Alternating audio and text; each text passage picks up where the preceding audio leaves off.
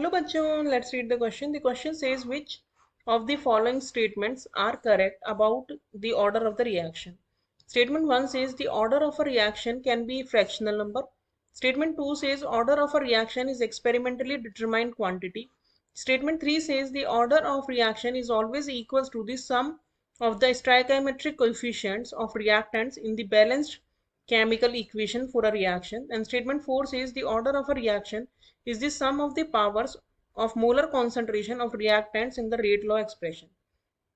Choose the correct option. Option A says 1, 2 and 3. Option B says 1, 2 and 4. Option C says 2, 3 and 4. Option D says 1, 2, 3 and 4. So first of all, let us check the key concept of the question.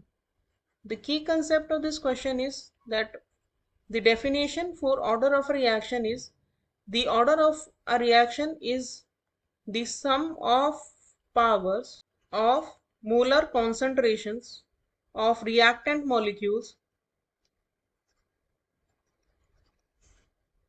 in the rate law expression.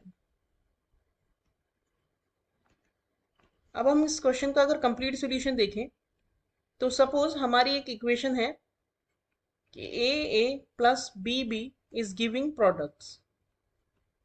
तो इस equation को देख के हम नहीं बता सकते हैं कि इस इक्वेशन का ऑर्डर क्या होगा, बिकॉज ए और बी जो हैं ये स्टोइकोमेट्रिक कोएफिशिएंट्स हैं, but they do not represent the order of the reaction. Order of the reaction जो होता है वो हमेशा एक्सपेरिमेंट से we have to decide, that means it is a quantity which has to be decided experimentally. Experiment करने से हमें पता चलेगा कि ए के ऊपर रेट किस तरह से डिपेंड कर रही है और बी रिएक्टेंट के ऊपर रेट किस तरह से डिपेंड कर रही है। तो सपोज हमारा rate law after doing experiments आता है के a to the power x and b to the power y. तो इसका ऑर्डर होगा रिएक्शन का x प्लस वाई। यहाँ पे जो x है वो मे और may not be equal to y होगा, ओ सॉरी a होगा। यानी जो स्टोइकोमेट्रिक कोएफिशिएंट है रिएक्टेंट a का उसके बराबर भी हो सकता है x और बराबर नहीं भी हो सकता है। Same goes for y may और may not be equal to small b।